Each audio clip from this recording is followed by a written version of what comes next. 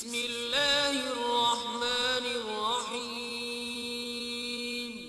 هو الله العليم، امسح دموعك رحيم، يغفر ذنوبك ارجو الرب الكريم. Honorable scholars, brothers, eminent mothers and sisters, I welcome you to tonight at Al-Markaz Al-Islami with Assalamu alaikum wa rahmatullahi wa barakatuh. MashaAllah, it's a great honor to be here at this esteemed, at this noble, and at this very beautiful, very pious and very spiritual gathering. Tonight we're also celebrating a magnificent event, a magnificent moment, which is to mark the launch, the official launch of a book compiled and brought together by our noble teacher, Sheikh Mufti Qazi Hassan Raza, entitled Zikr. I'd like to call upon our resident scholar, Hazrat Allama Maulana Rizwan Naim, to begin the proceedings for tonight's event with the tilawat of the Quran.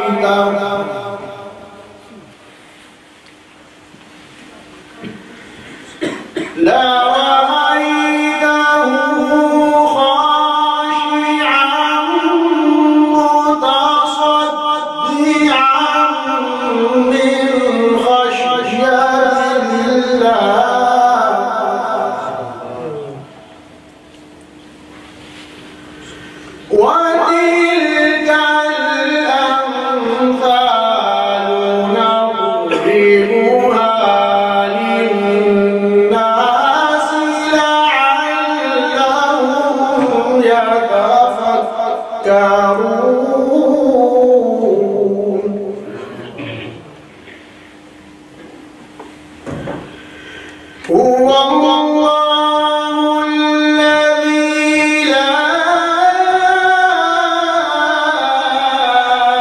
إله إلا هو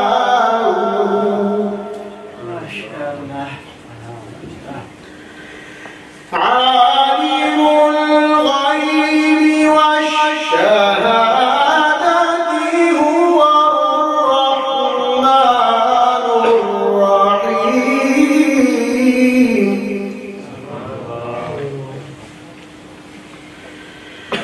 هو الله الذي لا إله إلا هو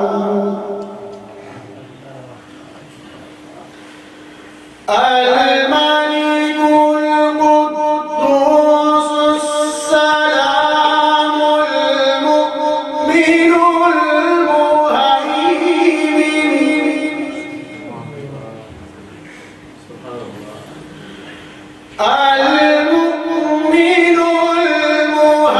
المهيمن العزيز الجبار المتكبر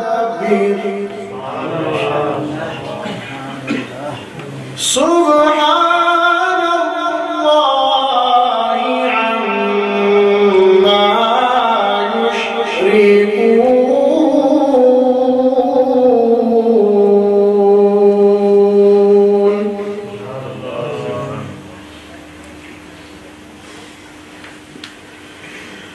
هو الله الخالق البارئ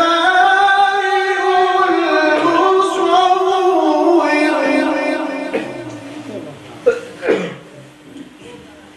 له الأسماء الحسنى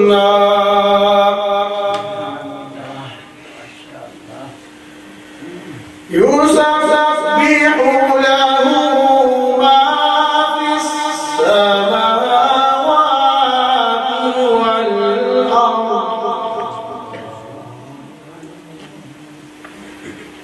يسبح له ما في السماوات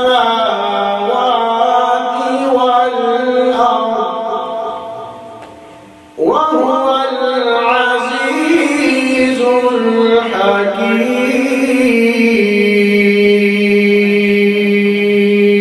الحكيم صدق الله العظيم.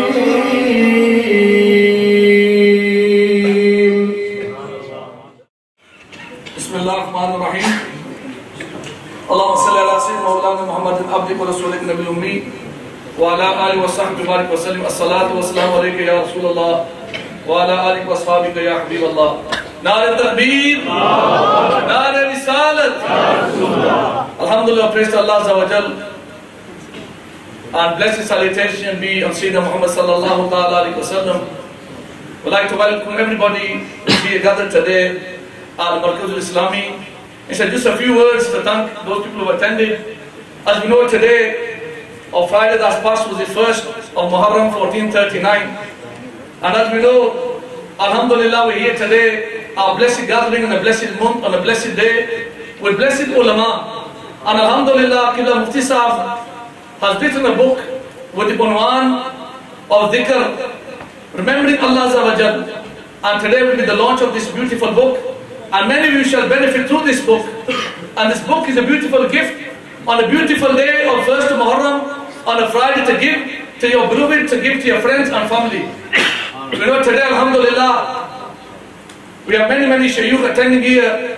One particularly is a blessing that we have one of the greatest mashayikh of our time, one of the greatest ulama, a mufti, a sufi, that shall be attending the gathering today. And this month of Muharram, we know it is linked to the family of the Prophet sallallahu alaihi wasallam. And we know when people said to the Messenger sallallahu alaihi wasallam that your lineage is cut off, that you're abtar, but Allah Azza wa Jal has promised the Messenger sallallahu alaihi wasallam that the lineage of the Messenger sallallahu ta'ala alayhi wa sallam shall continue till the end of time. And today, we have an opportunity today, alhamdulillah, to see the 34th grandson, the lineage that goes back to the Prophet sallallahu ta'ala alayhi wa sallam. One of the mashayikh, the great shaykh, the shaykh that will attend, and many of the mashayikhs of beauty fest which we shall see. By this I mean, the great Sheikh Muhammad Ali Yaqubi shall be with us very shortly, inshallah. Other than this, we know we're here every Friday to do the Zikr of Allah Azza wa Jal, to supplicate, to say the name of Allah Azza wa Jal every Fridays. This gathering that was small, that Qibla Mufti Sahib started from a little room, with few of the tulab, few of the students, and continued many years ago when they came here, about 20 years or more. But the Safar was here 20 years in this country, but we know overseas it has continued for many years.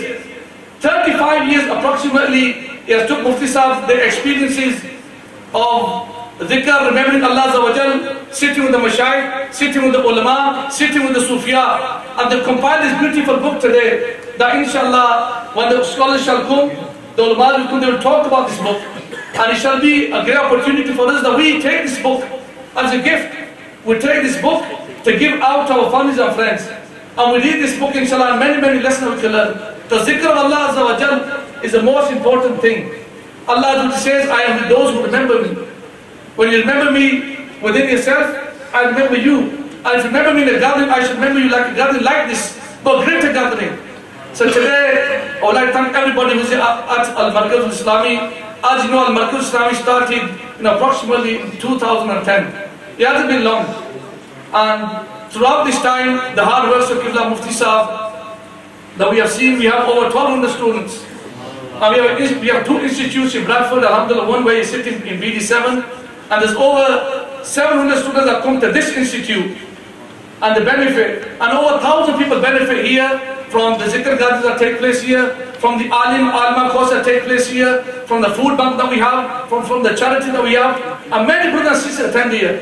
We have two institutes in Bradford. We have one based in Wakefield where there's many students attending there. We have one in Leeds. Alhamdulillah, we're running there for a year and a half, and also one in Huddersfield. And by the hard effort of Mufti Sahib, inshallah, this shall continue to grow. And we will request brothers to come forward and participate in the courses, enroll into the courses, come here and benefit. And alhamdulillah, today is one of the most beautiful days for Al-Markaz Al-Islami. As I mentioned, we have the book, we have the ulama, the hard work of Mufti Sahib, and also the mashayikh that have attended, and in particular, Sheikh Muhammad Ali Yaqubi, Allah Ta'ala preserve them, one of the greatest ulama of our time. So we ask Allah Ta'ala accepts this sitting with us, Allah Ta'ala accepts our gathering. Ya Rasulallah, wa salam alayka ya Habiballah. Har baat tasawwur mein Madine ki gari ho.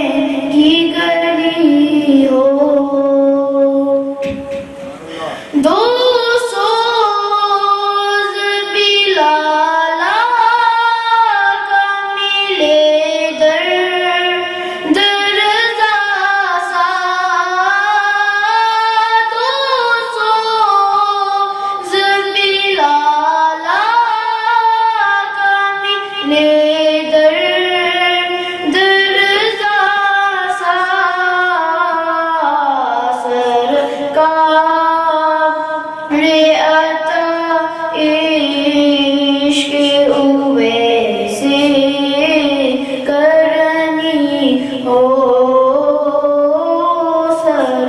سرکار عطا عشق اویسے کرنی ہو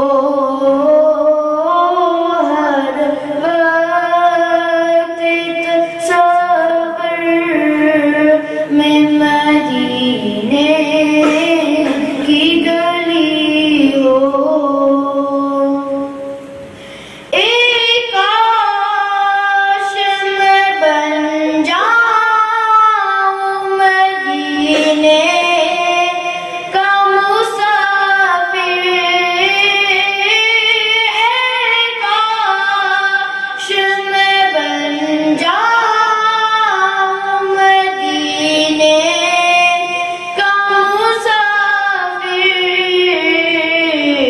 پھر روتی ہوئی طیبہ کو بارات چلی ہو او پھر روتی ہوئی طیبہ کو بارات چلی ہو او ہر وقت تصور میں مدینے کی گلی ہو ایک کاش مدینے میں مجھے موت یوں آئے ایک کاش مدینے میں مجھے موت یوں آئے ایک کاش مدینے میں مجھے موت یوں آئے قدموں میں تیرے سر ہو میری روح چلی ہو او قدموں میں تیرے سر ہو میری روح چلی ہو ہر وقت تصور میں مدینے کی گلی ہو ہر وقت تصور میں مدینے کی گلی ہو علیکہ یا رسول اللہ وسلم علیکہ یا حبیب اللہ صلی اللہ علیکہ یا رسول اللہ وسلم علیکہ یا حبیب اللہ الصلاة والسلام عليك يا رسول الله الصلاة والسلام عليك يا حبيب الله خير الورى شمس الضحى بدر الدجى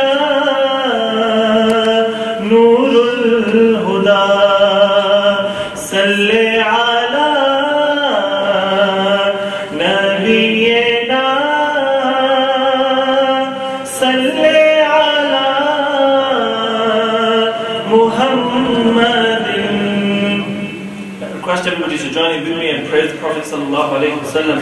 Salli ala nabiyyina, salli ala Muhammadin, salli ala nabiyyina, salli ala Muhammad. میری درکن بولے اللہ اللہ، میری درکن بولے اللہ اللہ، میری درکن بولے اللہ اللہ، میرا ہمدم میرا جانی دلبر تو، میری درکن بولے اللہ اللہ اللہ اللہ اللہ اللہ، سب فریادیں اور دعائیں سنتا ہے،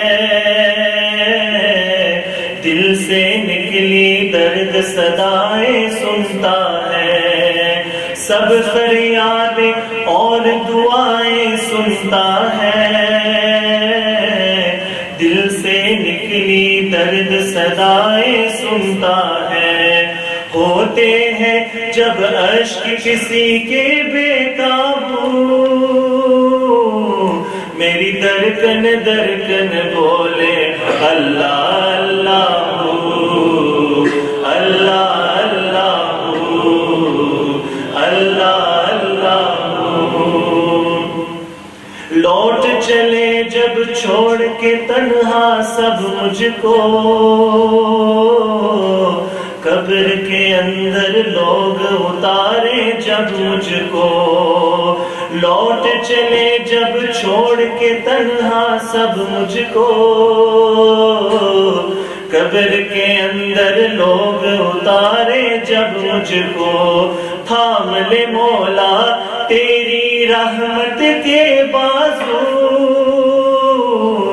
میری درکن بولے اللہ اللہ اللہ اللہ اللہ، ہونٹوں پر ہو پیار کہانی ساجن کی،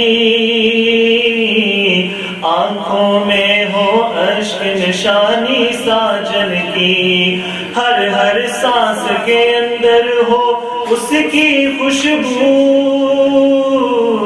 میری درکن بولے اللہ اللہ اللہ اللہ اللہ، ذکر خدا کا ہو تو رحمت چھاتی ہے، یاد خدا ہر قلب و جا مہکاتی ہے، ذکر خدا کا ہو تو رحمت چھاتی ہے، یاد خدا ہر قلب و جا مہکاتی ہے، آتی ہے انوار صدا لا تک نہ تو،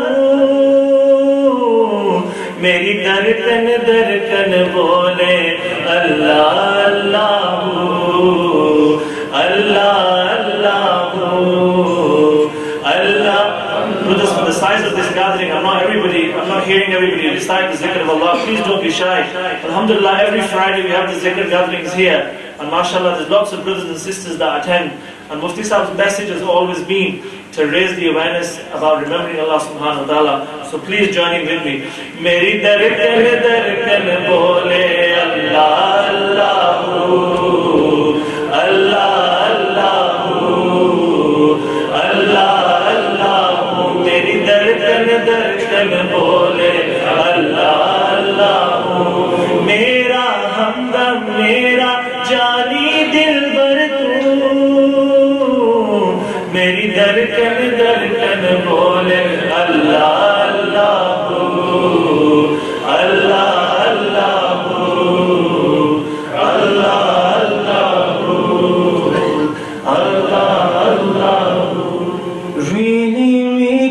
between the lines. In this nothingness you find so much light between this black. In this silence does it shine. In this zikr we found life. Maybe breathing helps us too. This is sweet food we can taste.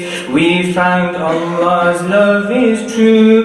We bear witness to the light that your messenger has brought.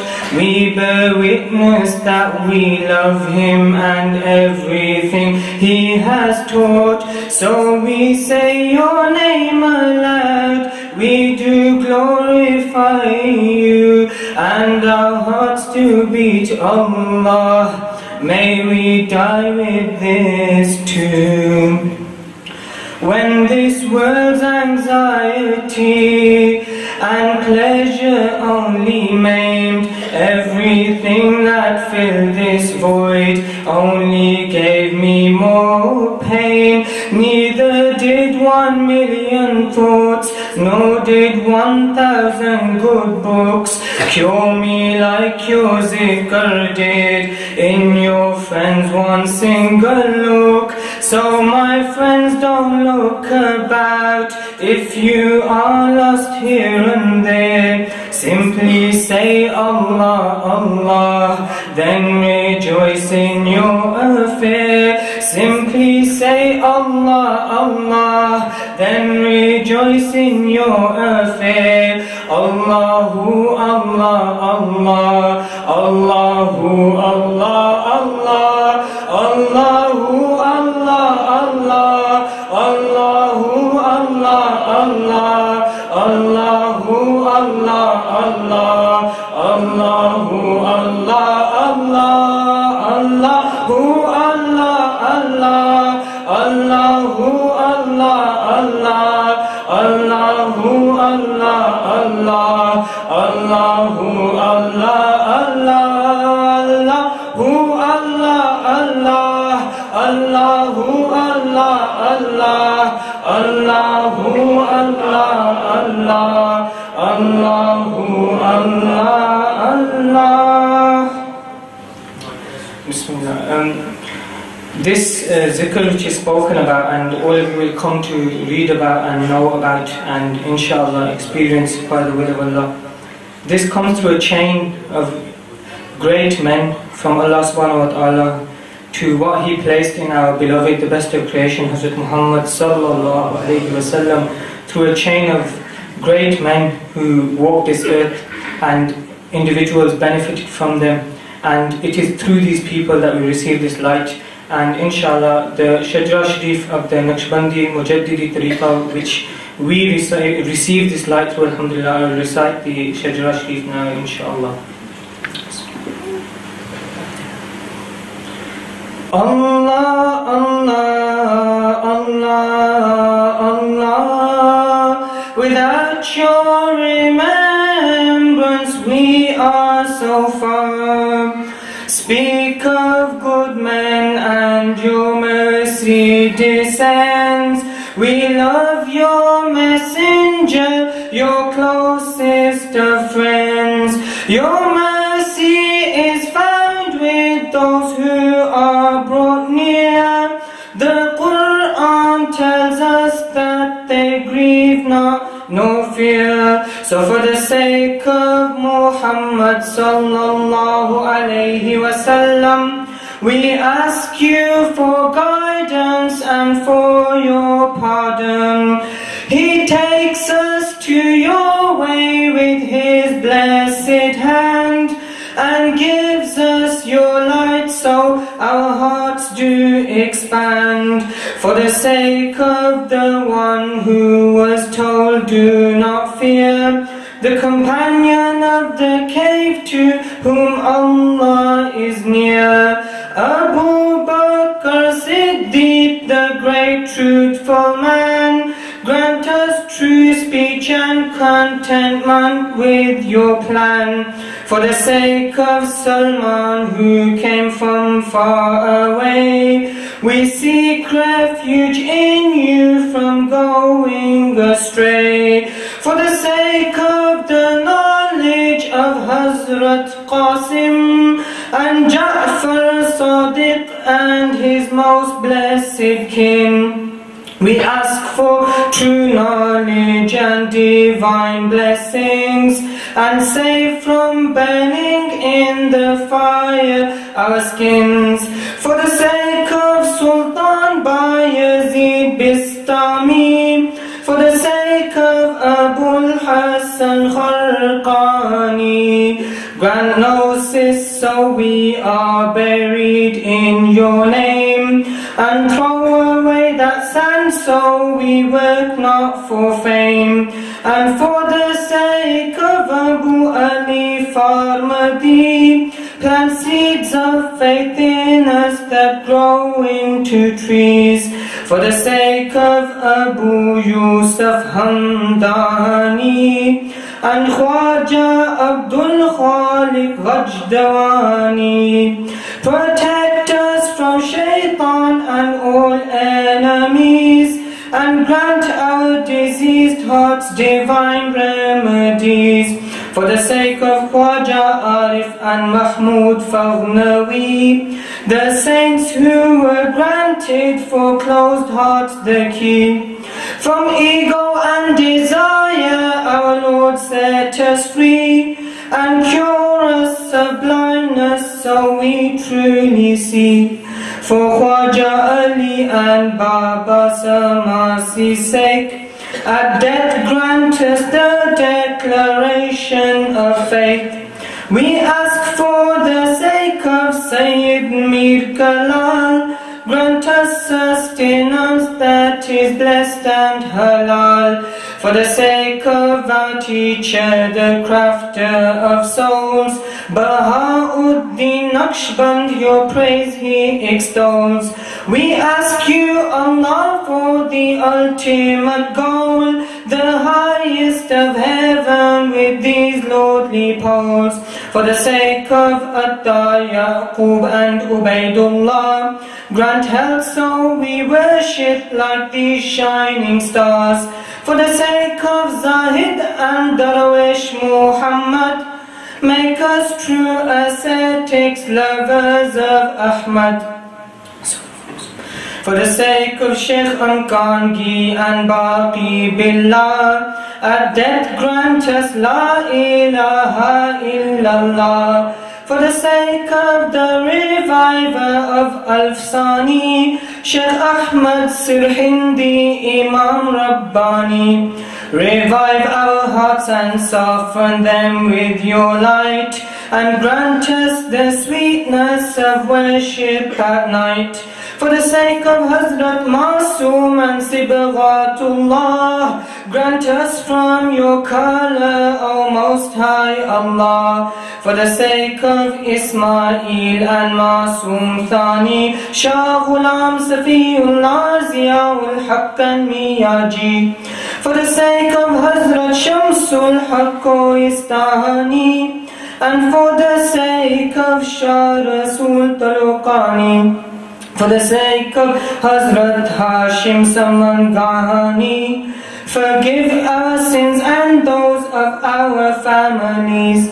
For the sake of the living Saint Muhammad Lal, with eyes that can see souls, this man of Jalal, make us true servants so we work for the deen, and grant our offspring your light from the unseen. For Hazrat Fazlur Rahman Naqshbandi's sake, veil our sins and make us sincere for your sake. For the sake of the one whose secret you preserved, Master of this path, your messenger he serves. Master of this path, whom we're honored to serve. Our teacher, Mufti Qazi Hassan Raza, We ask that you grant us your light, O Allah, for the sake of all these Naqshbandi awliya. Grant us gratitude and accept our dua. Before the book entitled Zikr went to its publishers, there are a number of scholars who recite of this fantastic piece of work. If I was to go on to say it's a masterpiece, it wouldn't be an exaggeration. Amongst those scholars, it was Sheikh Abdul Haq Bewley who recited of it. And he also, within the book, we have a foreword by Sheikh Abdul Haq Bewley. Alhamdulillah, he's a world-renowned scholar who spent a number of years in Morocco studying the deen. He's worked with a number of notable scholars, including Sheikh Dr. Abdul Qadir al-Sufi, on the establishment of Islam and the Muslim communities, and he's led several periods of his life in different parts of the world, which include Nigeria, the US, Czechoslovakia, Germany, Spain, the Caribbean, and now the UK. The Sheikh was residing in Norwich until a few years ago, and he's now living in Bradford. Alhamdulillah, we at Markaz al-Islami have a very special connection and a bond with the Sheikh. We have a lot of love for him, and we pray that Allah subhanahu wa ta'ala increases this love and may we continue to benefit from him for a very long time to come. In collaboration with his noble wife, the renowned translator Hajja Aisha Bewley, who's also been responsible for the Noble Quran, a new rendering of its meaning in English, I'd like to call upon Sheikh Abdul Haq Bewley to come before us and address tonight's gathering. Wonderful to see all these faces full of light in this center, this markaz, where, alhamdulillah, I myself have gained a great deal of light from sitting here with Mufti Saab.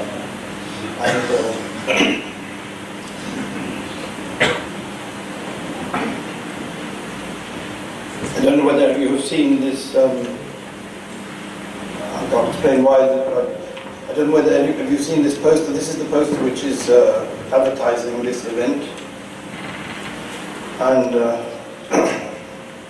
I've been to many book launches. First of all, أعوذ بالله من الشيطان الرجيم بسم الله الرحمن الرحيم وصلى الله على سيدنا ومولانا محمد وآله وصحبه أجمعين. I've been to many book launches, and all of them focus on the author of the book that is being promoted.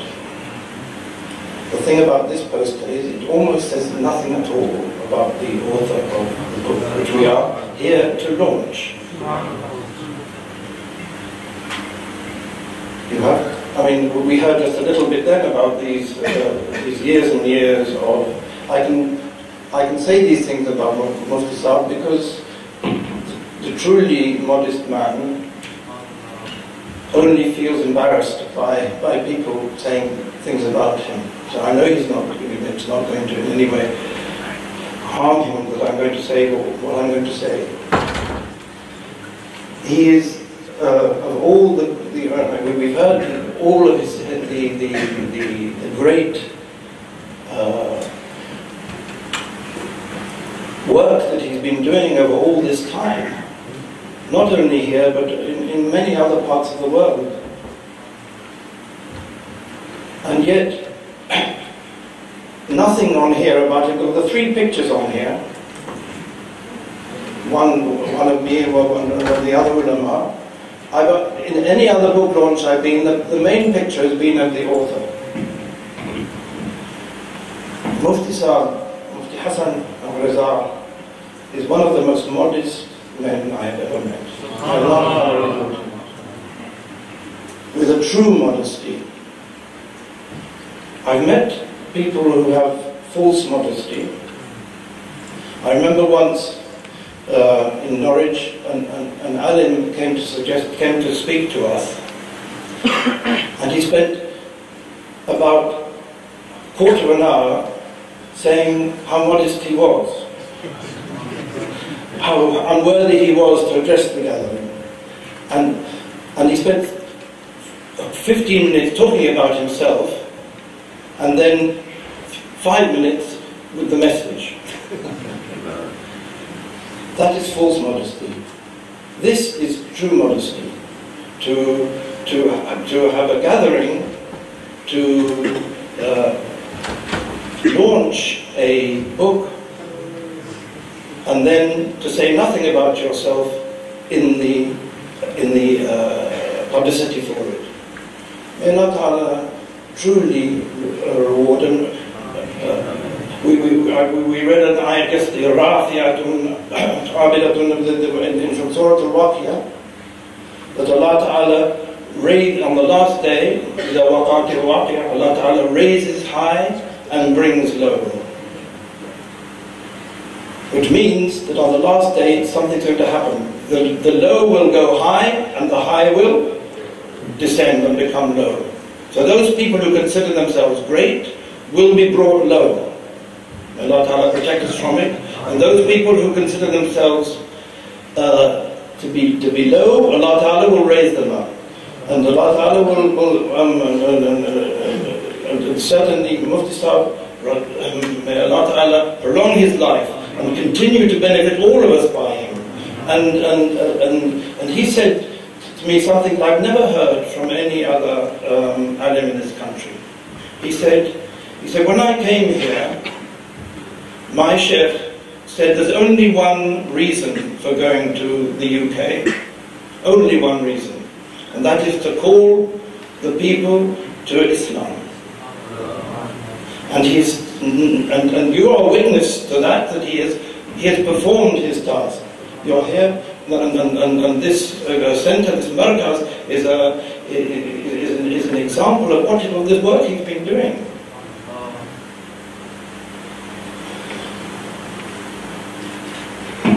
Anyway, what I wanted to do really, because this is the launch of this book, is to read out what he asked me to do. I was very embarrassed at having been asked, but he asked me to write a foreword to it, which I did, and I wanted to read that out to you, and because I think it says something about the book, and certainly it is a book that I think deserves a huge readership. What I said in this foreword is there are some guidebooks. There are some guidebooks that give excellent descriptions of a place you intend to visit. But when you get there, you find that they are not of much use when it comes to finding your way about, or helping you to discover places to eat or sleep. There are others that really are useful and give you practical advice that really assists you in your stay in that unfamiliar environment. This treatise on Dhikr by Mufti Qasa Hassan Raza is definitely one of the latter, in other words, one of the useful books. From beginning to end, it is transparently clear that he is speaking of a territory with which he is absolutely familiar, and through which he can guide any who wish to discover it, to gain the utmost benefit from it. And we are witnesses to that here. He has been there, seen it, and done it, and is completely qualified to show others how to do the same, and he spends all his time doing precisely that. Shaykh Ibn Ata'illah al-Iskandari says in his Hikam, do not keep company with anyone whose state does not inspire you and whose speech does not lead you to Allah. It is patently obvious that Mufti Hassan is just such a companion. Two aspects of this book are unusual in such studies, and particularly worth highlighting. The first is that while remaining scrupulously within the parameters of orthodox Islamic teaching, Mufti Hassan reminds us that its subject matter, the invocation and remembrance of the divine unity of Allah Ta'ala, is in reality the birthright and true purpose of every human being. The second aspect is the stress he places on what might be called the physical elements of spirituality. This is extremely important because modernism has erected an apparently impenetrable barrier between the material and the spiritual worlds, and all of us have been brought up in that atmosphere. Scientific materialism has tried to create an iron curtain between the spirit and matter, with the open objective of denying the spiritual altogether. By accentuating the subtle connection between the physical and spiritual dimensions of existence, Mufti Hassan breaks down this illusion of rigid separation and opens the way to an understanding of existence as the integrated, undivided, unified whole it in reality is. The continual reliance of the author on the ayats of the Quran and sound hadith that form the backbone and framework of this text give absolute reassurance to its reader and student of the indisputable authenticity of the teaching it contains, and it will, inshallah, if Allah wills, bring many to the path of true inner fulfillment. May Allah make all of us among them. The path of true inner fulfillment it maps out in such detail and clarity. And further than that, I ask Allah Ta'ala to realize Mufti Hassan's stated aspiration, what he wants, in the light of his true assertion that Islam is the most misunderstood way of life in the world today, by both non-Muslims and also, unfortunately, many Muslims as well. That this book may indeed clarify misunderstandings around the core of the religion itself, that which every other aspect of the religion only aims to support and enhance. There is every reason to hope that this significant work will do exactly that.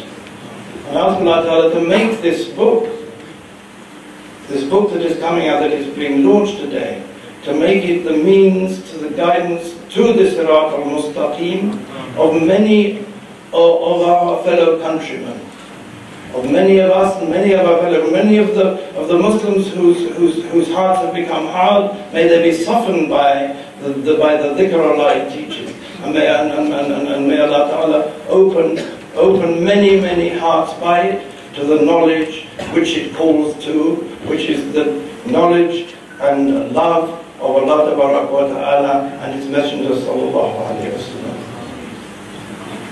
Bismillah wa barakatuh, Bismillahir Rahmanir Rahim, Alhamdulillahi Rabbil Alameen, Ar-Rahmanir Rahim, Maliki Yawmiddin, Iyyaka na'budu wa iyyaka nasta'in, Ihdina as-sirata al-mustaqim, sirata alladhina an'amta alayhim, غير المغضوب عليهم ولا الضالين آمين. اللهم صل على سيدنا محمد عبدك ورسولك النبي الأمي وعلى آله وصحبه وسلم تسليما.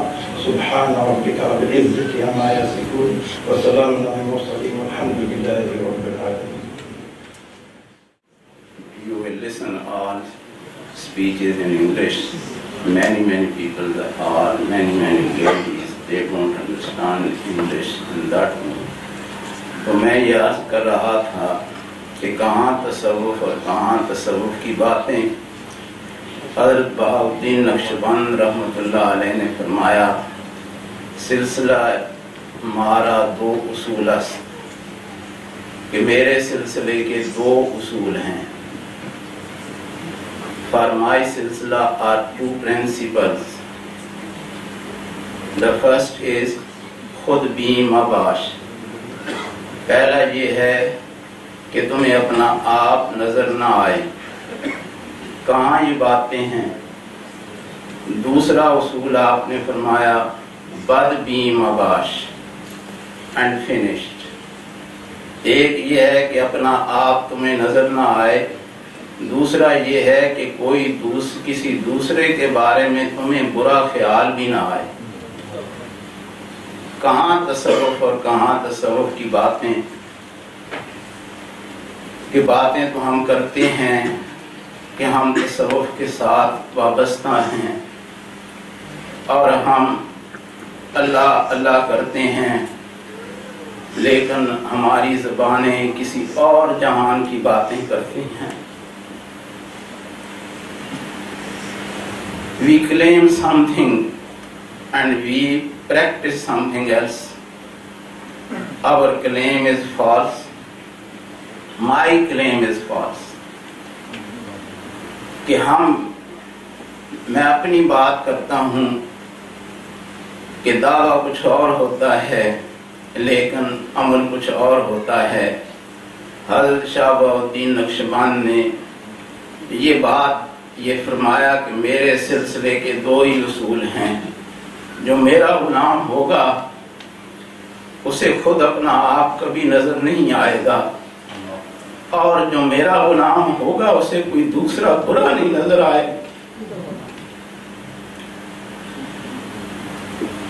وَلَا ذِكْرُ اللَّهِ اکبر جس کی ہم بات کرتے ہیں، اللہ خود فرماتا ہے کہ اللہ کا ذکر سب سے بڑا ہے. جب بات اس کی ہو تو پھر کسی اور کی بات کیا ہوگی. آج جتنے مہمان تشریف لائے ہیں ہمارے وہ سر آنکھوں پر ہیں، ہمارے دلوں میں ان کے لیے جو محبت ہے وہ اللہ جانتا ہے، کیونکہ ان اللہ علیم بذات الصدور. زبان سے کہنے سے کوئی بات نہیں بنتی جب تک زبان دل کا ساتھ نہ دے، اور اگر دل کا ساتھ زبان نہ دے تو پھر وہ منافقت ہوتی ہے. اللہ سبحانہ و تعالی ہم سب پر کرم فرمائے اور ہمیں حقیقی تصوف کی راہ عطا فرمائے. کیونکہ ہمارے مہمان شیخ دامت برکاتہم العالیہ تشریف فرما ہیں. اب ذکر کریں گے، پھر ان کا بیان ہوگا، اور پھر جو ہے اس کے بعد سلسلہ جو ہے وہ ختم ہو جائے گا. کیونکہ یہ ذکر کی محفل ہے، سارے مل کر ذکر کیجئے. حسبی ربی جل اللہ، حسبی ربی جل اللہ، حسبی ربی جل اللہ، حسبی ربی جل اللہ، حسبی ربی جل اللہ، حسبی ربی جل اللہ، حسبی ربی جل اللہ، حسبی ربی جل اللہ، حسبی ربی جل اللہ، حسبی ربی جل اللہ. نور محمد صلی اللہ، نور محمد صلی اللہ، نور محمد صلی اللہ، نور محمد صلی اللہ. لا الہ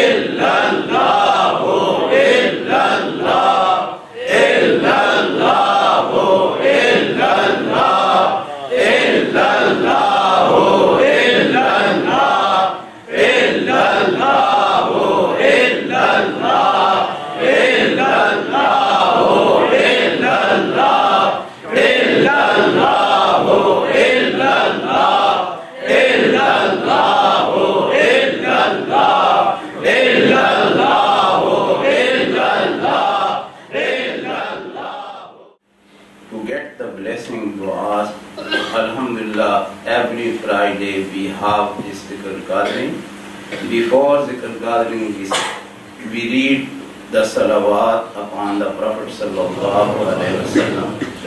It started from few thousand, but alhamdulillah, every day it is increasing, and now it is reached to 100,000. Alhamdulillah, today the salawat upon the Prophet sallallahu alaihi wasallam 400,000 times were read. آج کی محفل میں الحمدللہ 4 لاکھ مرتبہ درود شریف رسول اللہ صلی اللہ علیہ وسلم پر پڑھا گیا ہے. ہر جمعے کو یہ محفل ہوتی ہے. بتایا اس لیے ہے کہ بزرگوں سے دعا لی جا سکے کہ یہ ہمارے لیے دعا کریں کہ اللہ اسے قبول فرمائے اور ہماری آخرت کا اسے ذریعہ بنائے. کلمہ شریف پڑھا گیا ہے, قرآن مجید پڑھے جاتے ہیں, but this is the way of Markaz al-Islami every Friday. Today Quran is read as well, and the Kalma Sharif is on side as well. اللہ کا ذکر ہے, کوئی زبان بھی خاموش نہ رہے. آج اپنی زبانوں کو استعمال کر لو before that time کہ people say he is speechless. آج اللہ کا نام اپنی زبانوں پر لے آؤ. اللہ اللہ اللہ اللہ اللہ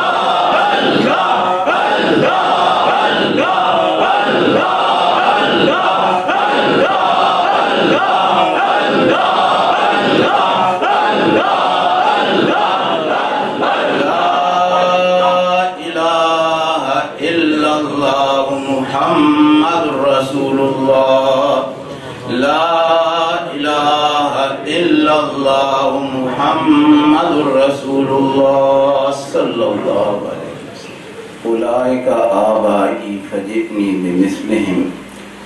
ابا جی دامت برکاتہم العالیہ بہت کمزور ہیں. میں درخواست کروں گا کہ ان کے لیے دعا کریں, اللہ انہیں صحت عطا فرمائے. ہر انسان کے 3 تعلق ہوتے ہیں. میں الحمدللہ اللہ نے مجھے والد کی طرف سے بھی ایک علمی والد عطا فرمایا. ماں کی طرف سے الحمدللہ میری والدہ دنیا میں نہیں ہیں, لیکن الحمدللہ ایک دفعہ میں نے ان سے پوچھا آپ اتنا خوبصورت قرآن پڑھتی ہیں. فرمانے لگی کہ میں نے شاطبی تک تجوید کی کتابیں پڑھی ہوئی ہیں, اور میرے جو سسرال کی طرف سے جو گھرانہ ہے یہ ان کے میری جو بیوی ہے یہ اس کے پردادا جی نے یہ درود شریف لکھا ہے اور اس کے 30 پارے ہیں. الحمدللہ 3 directions Allah subhanahu wa ta'ala granted me. My father is scholar, my mother's side all they are scholar, and my in-laws, the one of them great grandfather of my wife, he wrote the 30 ajza, the 30 volumes of the Durud Sharif, and he was illiterate man, kana ummiyan, lam yazhab ila ahad mahad, walakinahu kataba 30 juz'an bil-lugha al-arabiyya salawat ala Rasulullah sallallahu alayhi wa sallam. Honorable Chief Guest Sheikh Muhammad Al Yaqub is amongst us. On behalf of our noble teacher and on behalf of everybody present today, I'd like to wholeheartedly welcome. It's an absolute honor that you accepted our invitation and graced tonight's gathering, tonight's launch with your presence. Inshallah, in a few moments I will call upon the Noble Sheikh and he will address tonight's launch. But before I do that, there is something special that we have in store for everybody, something that even Mufti Sahib isn't aware of, and we're going to share that with you in a few moments, inshallah. Many of you will be aware, some may not be, that Mufti Sahib hailed from a scholarly family where 11 generations of individuals from both the mother's side and the father's side have held the position of Mufti or above. Mufti Sahib started his studies under the tutelage of his noble father, the Grand Mufti of Pakistan, Mufti Saif Rahman Qadri Maddazillahul Ali. May Allah preserve him and may Allah grant him good health. He undertook his studies under the spiritual eye of his maternal grandfather, the great Gnostic and the heart of the awliya, Shaykh Hazrat Muazzam Sadruddin Rahmatullahi Ta'ala alayh. And there are a few people who hold a great importance in Mufti Sahib's life. His father, of course, his maternal grandfather, and also his maternal uncle, his Mamuji, Qazi Abdul Daim Daim. There's a few words I want to say about Qazi Sahib Maddazillahul Ali, and then I'm going to proceed. It's not words that I've put together, but rather it's words which Mufti Sahib has used to describe his Mamuji. Speaking about him, he says, he raised me and is my sheikh on the path. As part of my training under him, he would teach me by means of questions, so I would become of those who could answer. He is a veiled jewel, a servant of the Eternal One, a saint, the son of a saint, a master of the Naqshbandi way, and he is the head of the Khanqah, Naqshbandiya Sardariya, and is a true inheritor of the Messenger Sallallahu Alaihi Wasallam. He has taken from his noble character and spiritual light, which he passes to others. He is a master of external and internal sciences, as testified to by countless scholars of the subcontinent. He is the head of the Darul Ulum Rabbaniya, where he is a teacher of the scholars.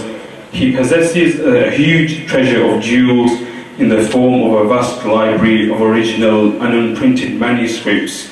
Those were inherited from his noble father and expanded by him.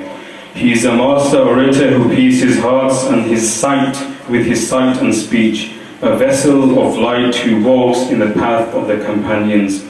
He has been blessed to be included amongst the biographers of the Messenger Sallallahu Alaihi Wasallam, a magnum opus compiled over 14 years, titled Sayyidul Wara, the Master of Creation. Although it is a book of seerah, its readers will appreciate the depth Qazi Abdul Daim Daim's knowledge and hadith and poetry and history.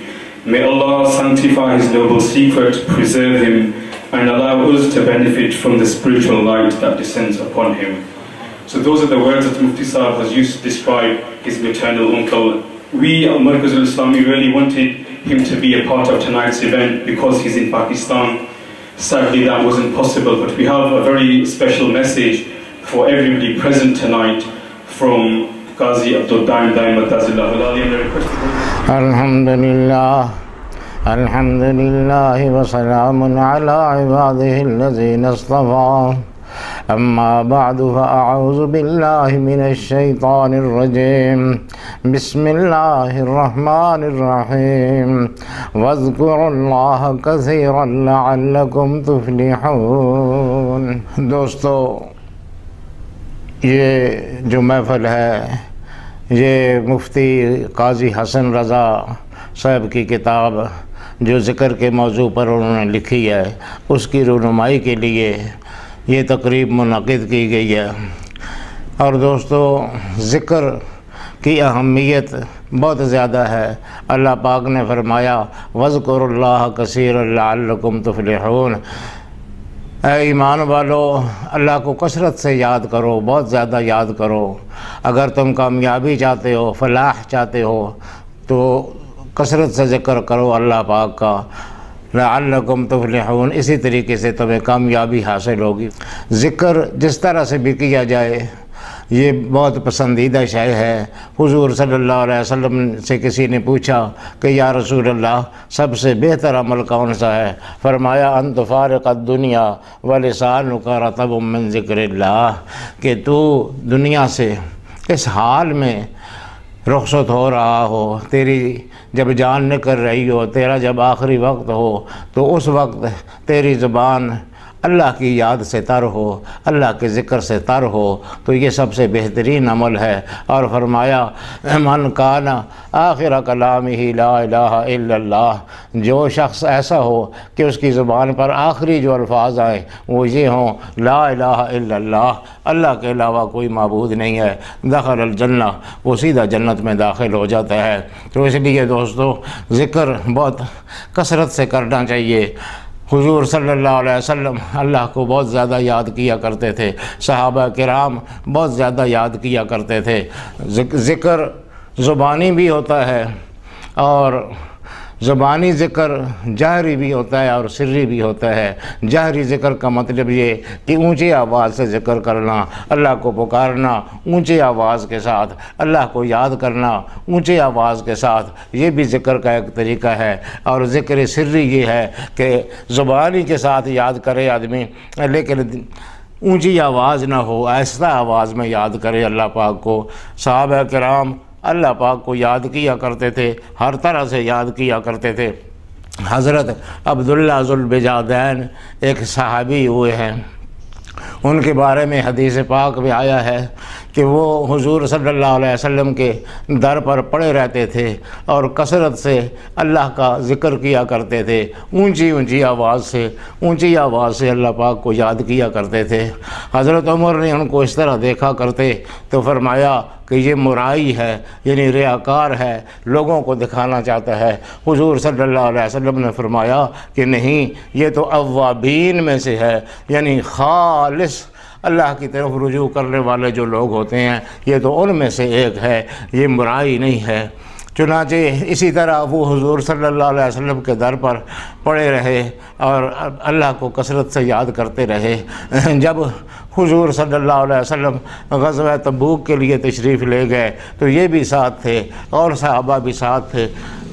وہیں پر راستے پہ ان کا انتقال ہو گیا۔ اب تبوک جاتے ہوئے، جہاد کے لیے جاتے ہوئے راستے میں ان کا انتقال ہو گیا۔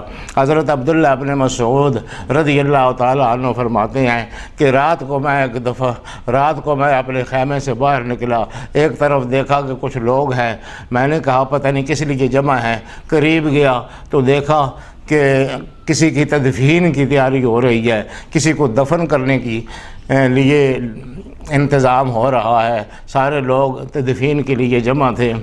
تو میں وہاں گیا تو میں نے دیکھا کہ حضور صلی اللہ علیہ وسلم قبر میں اترے ہوئے ہیں اور ابو بکر اور صدیق باہر کھڑے ہیں، اور ان کے ہاتھ میں ایک شخص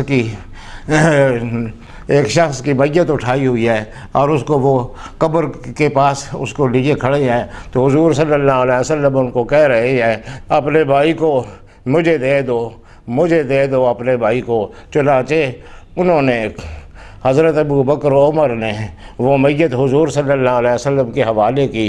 حضور صلی اللہ علیہ وسلم نے اس کو لحد میں رکھا۔ حضرت عبداللہ ابن مسعود کہتے ہیں میں نے دیکھا کہ وہ وہی عبداللہ ذو البجادین تھے جو اونچی آواز سے اللہ کو یاد کیا کرتے تھے، اور میں نے جب ان کی یہ شان دیکھی کہ حضور صلی اللہ علیہ وسلم نے اپنے ہاتھوں سے ان کو لحد میں رکھا اور ابو بکر عمر نے حضور صلی اللہ علیہ وسلم کو ان کی میت پکڑائی، تو میں رشک کر رہا تھا کہ کاش یہ میت میری ہوتی اور حضور صلی اللہ علیہ وسلم کے ہاتھوں سے میری اس طرح سے تدفین ہوتی۔ تو ذکر دوستو بہت اہمیت رکھتا ہے۔ ذکر جس طرح سے بھی کیا جائے، اونچا کیا جائے، آہستہ کیا جائے، ہر طرح کے ذکر مشائخ کرام نے ذکر لکھے ہیں، اپنے اپنے طریقے ہیں، سلاسل کے بھی مختلف طریقے ہیں۔ نقش بندی سلسلے والے بزرگوں نے ذکر قلبی کو زیادہ اہمیت دی ہے کہ دل میں اللہ کی یاد آ جائے۔ زبان کے ساتھ تو اللہ کو آدمی ذکر کرے گا، تو وہ ذکر جب زبان رک جائے گی، مثلا آدمی سو گیا تو وہ ذکر رک جائے گا، لیکن اگر کسی کا دل ذاکر ہو جائے یعنی دل اللہ اللہ کرنے لگے تو پھر وہ ذکر نہیں رکتا ہے. آدمی سویا ہوا ہو تب ذکر ہو رہا ہوتا ہے, آدمی کسی کے ساتھ بات چیت کر رہا ہو تب ذکر ہو رہا ہوتا ہے, آدمی ہنس رہا ہو تب ذکر ہو رہا ہوتا ہے, آدمی محفل میں بیٹھا ہو تب ذکر ہو رہا ہوتا ہے, آدمی تنہائی میں ہو تب ذکر ہو رہا ہوتا ہے. کیونکہ دل ہر وقت جاگنے والی شے ہے, تو دل ذاکر ہو جائے اس کے لیے مشایخ نقشبندیہ نے یہ طریقہ ایجاد کیا ہے کہ سالک یعنی وہ شخص جو مرید ہوتا ہے اس کی دل کے مقام پر انگلی رکھ کر اللہ اللہ اللہ کہتے ہیں اور ذکر کی تلقین اس کے دل میں کرتے ہیں, ذکر اس کے دل کے اندر ڈال دیتے ہیں. اور جب دل اس کے شیخ کامل جب کسی کی قلب پر انگلی رکھ کر اللہ اللہ کرتا ہے تو اس کا دل ذاکر ہو جاتا ہے, دل اللہ اللہ کرنے لگتا ہے. پھر جب دل ذاکر ہو جائے تو پھر اور بھی لطائف ہے ان پر بھی ذکر کیا جاتا ہے. اور اس طرح بہت سی جگہوں پر ذکر کرنے کے بعد آخر ہوتے ہوتے ایک آدمی صوفیاء کی اصطلاح میں سلطان الاذکار ہو جاتا ہے, یعنی اس کی ہر شے ذاکر ہو جاتی ہے, اس کا رواں رواں ذاکر ہو جاتا ہے, اس کا ایک ایک راؤٹا ذاکر ہو جاتا ہے, اس کا ایک ایک بال ذاکر ہو جاتا ہے. وہ جب اللہ کہتا ہے تو وہ گویا کہ اس کا سارا بدن اوپر سے نیچے تک اس کا ایک ایک رواں ایک ایک مسام اللہ اللہ کر رہا ہوتا ہے. تو یہ کیفیت اگر پیدا ہو جائے دوستو تو آپ دیکھیں یہ کتنے بڑے انعام کی بات ہے, اور دنیا میں بھی کامیابی آخرت میں بھی کامیابی. آپ سوچیں کہ جب بندہ قبر میں رکھا جاتا ہے تو اس سے سوال کیا جاتا ہے مر ربو کا, تیرا رب کون ہے؟ تو جس آدمی کی ہر شے ذکر کر رہی ہو, اس کا زبان, اس کی مسام, اس کے رونگٹے, اس کے بدن کا ہر ہر جز اور ہر ہر ذرہ ذکر کر رہا ہو, تو جب یہ سوال کیا جائے گا بر رب کا تیرا رب کون ہے, تو اس کے رواں رواں سے, اس کے رونگٹے رونگٹے سے اللہ اللہ اللہ کی آواز نکلے گی. تو کیا لطف آئے گا کہ ملائکہ کو بھی لطف آئے گا اور جو کرنے والا ہے اس کو بھی لطف آئے گا. تو دوستو اس ذکر کو حاصل کرنے کے لیے لوگ مشائخ کے ساتھ تعلق قائم کرتے ہیں. حافظ قاضی مفتی حسن رضا صاحب نے بہت اعلیٰ کتاب لکھی ہے ذکر کے موضوع پر, اور ذکر کے حقائق اور رموز بیان کیے ہیں. چونکہ مفتی صاحب کا تعلق سلسلہ نقشبندیہ کے ساتھ ہے, اس لیے انہوں نے نقشبندی سلوک کو مد نظر رکھ کے, نقشبندی تحقیقات کو مد نظر رکھ کر نمایاں طور پر ان کو ذکر کیا ہے. اگرچہ باقی ذکر کے مسائل کو بھی ذکر کیا ہے, لیکن اس ذکر کو, ذکر قلبی کو خصوصی اہمیت دی ہے. مشائخ فرماتے ہیں کہ جب دل میں آدمی کے ذکر اترتا ہے تو حدیث شریف میں آیا ہے کہ بندہ جب گناہ کرتا ہے تو اس کے دل میں ایک دبا پڑ جاتا ہے, ایک تاریک دبا پڑ جاتا ہے, پھر دوسرا گناہ کرتا ہے تو دوسرا پڑ جاتا ہے. اس طرح ہوتے ہوتے آدمی کا دل تاریک ہو جاتا ہے. اب جو مشائخ کے ساتھ آدمی تعلق کرتا ہے, تعلق قائم کرتا ہے, تو وہ اس لیے قائم کرتا ہے کہ اس کے دل سے وہ تاریکیاں, وہ ظلمتیں دور ہو اور اس کے دل میں نور آ جائے. تو دوستو دل پھر جب ذاکر ہو جاتا ہے, ذکر کرنے لگتا ہے, تو اللہ پاک نے فرمایا کہ وَإِنْ ذَكَرَنِي فِي نَفْسِهِ ذَكَرْتُهُ فِي نَفْسِي. اگر کوئی شخص مجھے اپنے دل میں یاد کرتا ہے, ذکرتہ فی نفسی, میں بھی اس کو اپنے دل میں یاد کرتا ہوں. تو کتنا بڑا اعزاز ہے کہ بندہ عاجز محتاج بندہ اور اللہ رب العالمین جو غنی بے نیاز اور صمد ہے وہ اس کو یاد کرے. بندہ تو اس کا محتاج ہے, وہ تو غنی ہے, صمد ہے, بے نیاز ہے, لیکن اس کی محبت دیکھیں کہ وہ یہ کہتا ہے کہ مجھے اگر کوئی شخص دل میں یاد کرتا ہے تو میں بھی اس کو دل میں یاد کرتا ہوں. میری اپنی ہی غزل کا ایک شعر ہے न मैं उनको बोलूं न वो मुझको बोलें, अजब वादा यारो बहम हो गया है। न मैं उनको बोलूं न वो मुझको बोलें, अजब वादा यारो बहम हो गया है। तो दोस्तों, इस कसरत से आप ज़िक्र कीजिए और इस किताब को गौर से पढ़िए। और मुफ्ती साहब ने इसमें जो मेहनत की है, जो काविश की है, जो जद्दोजहद की है और जो गैर मामूली तहकीकात की हैं, उनको समझने की कोशिश कीजिए और उनके साथ अपने दिल को मुनव्वर कीजिए और अपने दिलों को ज़ाकिर बनाइए। व आखिर दावाना अल्हम्दुलिल्लाह रब्बिल आलमीन व सल्लल्लाहु अला सय्यिदिना।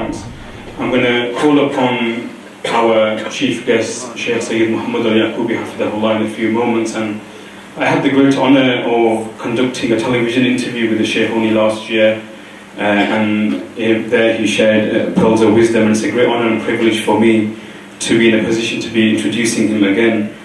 The reality is, when you speak about such individuals, words cannot do justice. As the saying goes, that the appearance of the sun by itself is its manifestation. It doesn't need an introduction.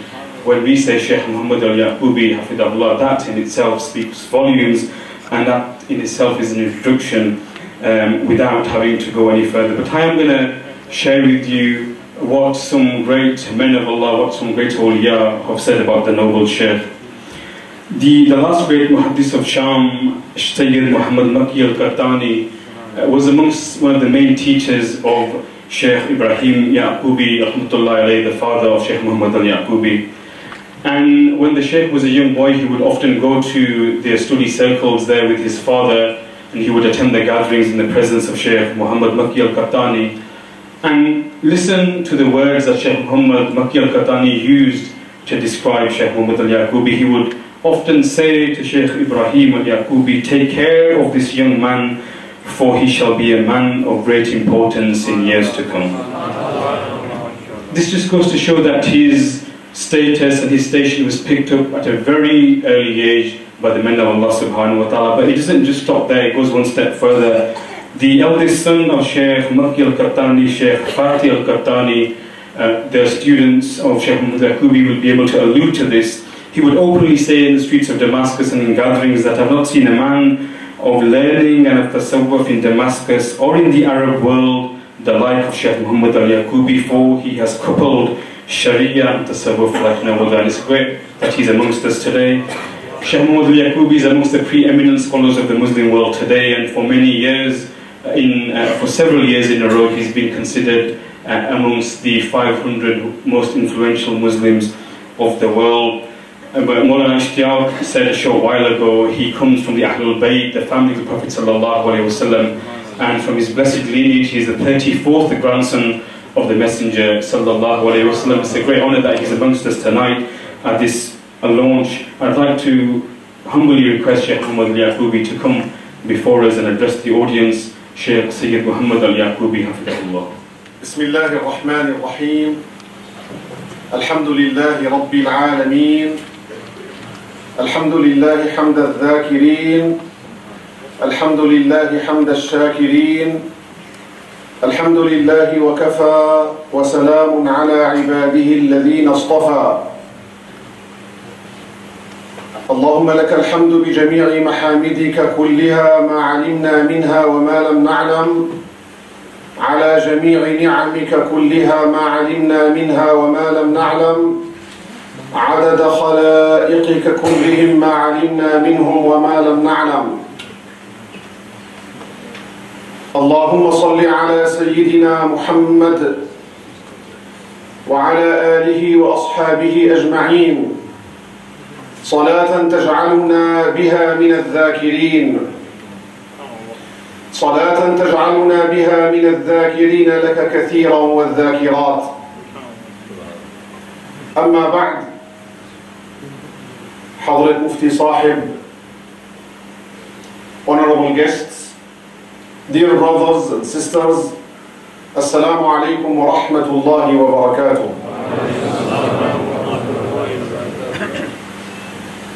Allow me to start with the words of Imam Ibn Ata'illah al-Sakandari rahimahullah ta'ala wa radiya an in his munajah, invocations. إلهي أنا الفقير في غناي فكيف لا أكون فقيرا في فقري.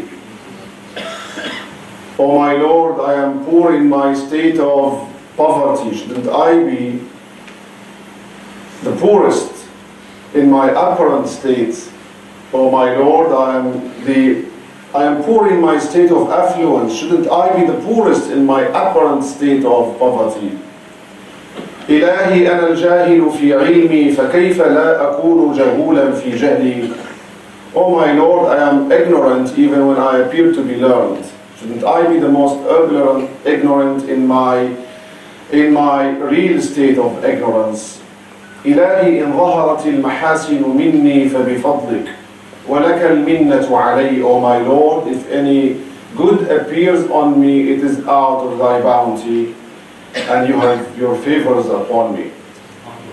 وإن ظهرت المساوئ مني فبعدلك ولك الحجة علي. If any evil appears on me, it is out of thy justice, and you have a proof against me. Brothers and sisters, it is our obligation to deny when we are overpraised or even praised with things which do not have. And I like to be introduced as simply the servant of the seekers of knowledge, the servant of the sacred knowledge. Allah subhanahu wa ta'ala has put me in this position. Allah opened my mouth to speak. Allah facilitated for me a father, a master, a teacher. Allah subhanahu wa ta'ala kept me on this way. Allah subhanahu wa ta'ala devoted me to mosques since I was a little boy. I ask Allah subhanahu wa ta'ala to keep me doing what I have been doing. I ask Allah subhanahu wa ta'ala for husnul khatimah, for a beautiful seal of my life and my efforts and my struggle. I ask Allah subhanahu wa ta'ala to reward my master and anyone who has done to me good or extended to me any knowledge or guidance. It is my great honor to be in this gathering here, and I believe it's a great honor for the Muslim Ummah to receive a new book on dhikr, especially written not by a researcher, just a scholar or a researcher or a writer who digs up in books and try to put something together, but by a real dhakir. Written by someone who practiced dhikr throughout his life. Written by someone who grew up amongst people of dhikr. Written by someone who was all his life around dhikr sessions, dhikr gatherings. The taste would be different. And the words would be different. It's not the same when a researcher or a scholar or a student of knowledge or a writer just digs up in the books and try to bring something. This is why we need to appreciate something when it is written by an expert in the outward and the inward.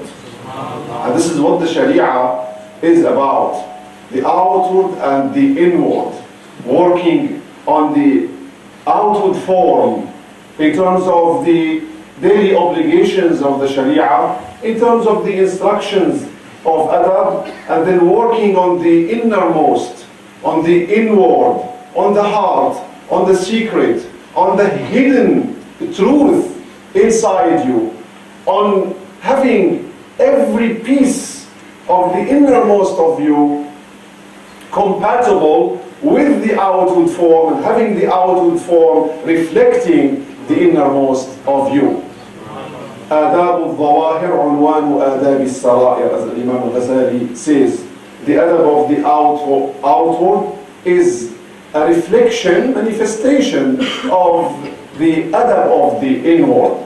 The reality of dhikr could be best known by the people of dhikr themselves. Of course, you have a book to read. And we have books of sacred knowledge to read. But the point of writing a book on dhikr by a man who practiced dhikr throughout his life and took the dhikr from a blessed, authentic chain, from mouth not to ear, from a mouth to a heart,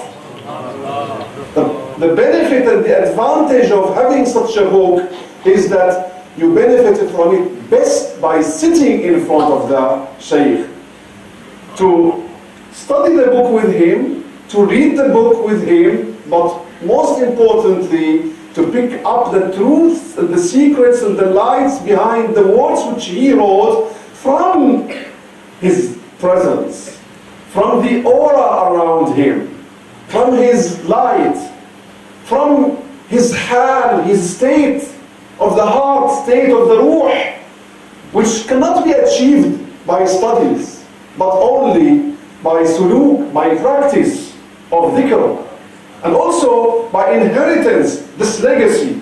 We heard beautiful testimonies from his honorable Shaykh, Maulana Abdul Daim, Hafidhahullah Ta'ala, in Pakistan, and I could testify the humility of the Shaykh. He was saying that أحب الصالحين ولست منهم لعلي أن أنال بهم شفاعة. I love the righteous, and although I'm not one of them, so that I may get by loving them some intercession. And I say to him, تحب الصالحين وأنت منهم.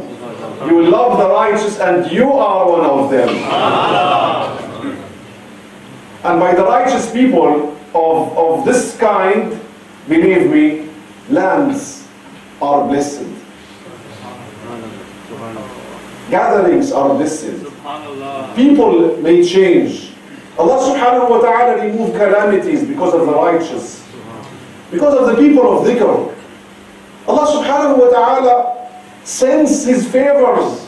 Rains will come down, plants will grow, sheep and cows will give milk, because of the barakah of the righteous people amongst us, which we do not appreciate. Dhikr, brothers and sisters, is the only act of worship which Allah subhanahu wa ta'ala asked us to do a lot in the Quran al-Kareem. A lot. يا أيها الذين آمنوا اذكروا الله ذكرا كثيرا. O ye who believe, make mention of Allah, remember Allah a lot. كثيرا. What is the kathir? What is the definition, had, of al-kathir?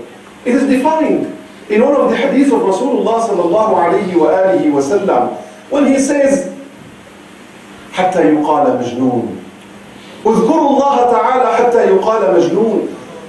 Remember Allah, invoke the name of Allah, repeat it and repeat it and repeat it till people say you're crazy, you're insane. Because people who are in love are described in true love, are described as being majnoon, insane. I'm sure you all know the story of Majnoon Layla, Qais ibn al-Mulawih. He was in love. He went around, even kissing the walls where his beloved used to live. أمر على الديار ديار ليلى أقبل ذا الجدار وذا الجدار وما حب الديار شغفنا قلبي ولكن حب من سكن الديار.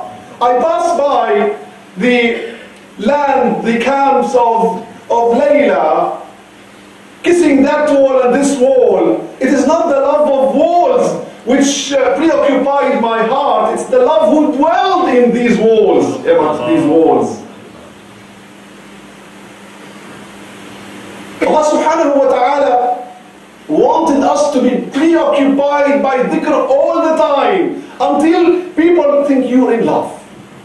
When people see you, do people recognize in you that you are in love with Rasulullah sallallahu alayhi wa sallam? Do people recognize that you are in love with Allah? It doesn't prevent you from your actual life obligations. It doesn't prevent you from anything you're doing. But people know who you are.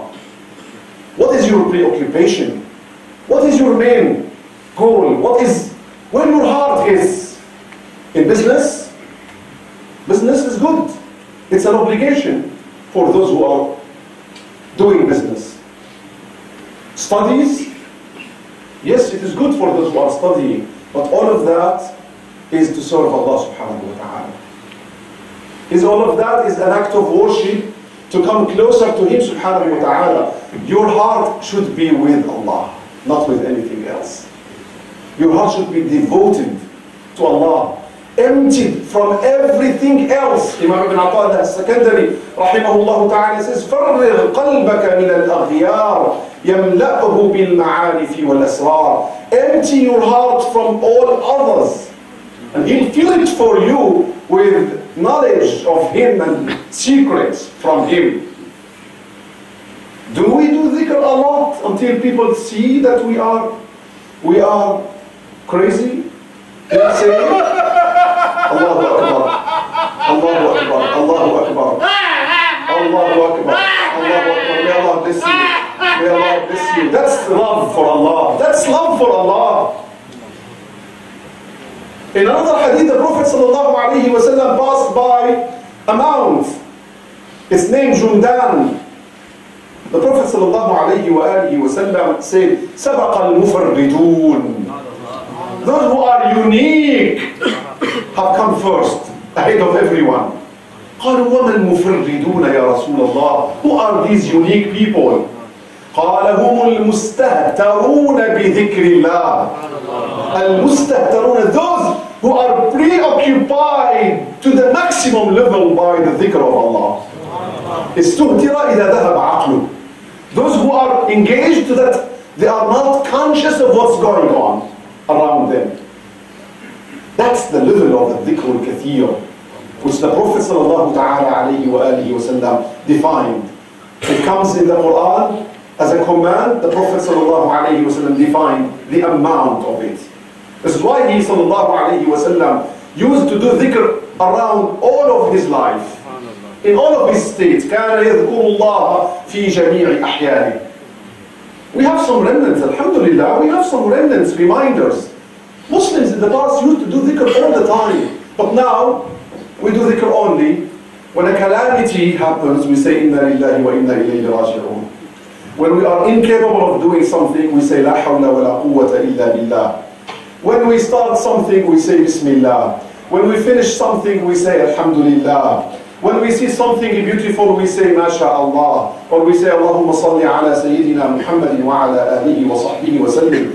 There is a dhikr for everything we do in our life, to remind us of Allah, to remind us that we are servants of Allah, to pull our attention to the fact that we are not just animals on the face of the earth. The difference between us and animals is that we are servants of Allah subhanahu wa ta'ala. We have knowledge of Allah and we believe in Allah subhanahu wa ta'ala and we obey His commands and we follow His instructions and we believe in His Messenger sallallahu alayhi wa alihi wa sallam. That's difference, major difference between us and animals. Other than that, animals do dhikr. Animals do dhikr, it's our problem we do not hear them. Many of the awliya of the past heard them. Allah subhanahu wa ta'ala tells us in the Quran al-Kareem, وَإِن مِّن شَيْءٍ إِلَّا يُسَبِّحُ بِحَمْدِهِ. There is nothing but that it glorifies Allah. It sings the glory of Allah. Everything, including animals, including matter. There's a veil in this life. Allah subhanahu wa ta'ala may remove the veil. This is why some rebels did tasbih in the hands of Rasulullah sallallahu alayhi wa sallam. Other rebels in the hands of Rasulullah sallallahu alayhi wa sallam testify that he is the messenger of Allah. Trees in Mecca, he sallallahu alayhi wa sallam passed by a street, all trees said Assalamu alayka ya Rasulullah. Another tree obeyed his command, came to him and returned to its place. Should we be worse than animals and matter? Just keeping silent, mentioning Allah subhanahu wa ta'ala only when it benefits us? Only when there is an interest or a trigger? No. You should always be in a state of dhikr. Always be in a state of dhikr. It doesn't cost you anything. It doesn't interrupt anything you're doing. Around the day, around the night. Some of the awliya were in a state of dhikr and expressed this, like Imam Abu Abbas al-Mursi, the major Khalifa of Imam Abu Hassan al-Shadri, a great qutb, teacher and master of Imam Ibn Ata'illah II. He said, والله إذا غاب عني لو غاب عني رسول الله صلى الله عليه وسلم طرفة عين ما عددت نفسي من المسلمين. If Rasulullah صلى الله عليه وسلم is absent from me 1 second, 1 blink of an eye, I wouldn't consider myself a Muslim. I asked my father, rahimahullah ta'ala, I was very young and I heard this, and usually when you are a boy, young boy or something, you have more courage to ask than when you are a grown-up student and shy and sitting in adab. So when I was a young man, I asked my father, how could this be achieved? Is this possible? He said, yeah, you can do it. He said, how can I achieve this state? He gave me a prescription that I applied, and I found it very possible even for someone who's young, a young boy around the day, trying to remember around the day from morning till evening that I am with Rasulullah sallallahu alayhi wa sallam, or getting to bed remembering Rasulullah sallallahu alayhi wa sallam. How? He told me, when you get up in the morning, remember that during the day, everything you do, Rasulullah sallallahu alayhi wa sallam is watching you, is looking at you. And you want to do something that cools his eyes, that pleases him around the day. We were simple at the time. Our life was just from a mosque to the house to the mosque, from a mosque to another mosque, from a dars to another dars, from a dhikr session to a dars to a dhikr session, and so on. That was our life. And I tried this, and it's beautiful. Then he said, when you go in the evening to bed, you sleep just because you want to see Rasulullah sallallahu alayhi wa sallam in your dream. So your day and your night are all wrapped by mentioning Rasulullah sallallahu alayhi wa sallam, remembering Rasulullah sallallahu alayhi wa alihi wa sallam. And here I would like to remind you all that prayers on Rasulullah sallallahu alayhi wa sallam is one of the best forms of dhikr. Is one of the best forms of dhikr. Why? Because you say Allahumma salli, Allahumma salli, even in every form. The prayer is from Allah subhanahu wa ta'ala. Allahumma means Ya Allah. Ya Allah. Ya Allah. Do we know the pleasure of saying Ya Allah? Do we know the pleasure of mentioning the name Allah?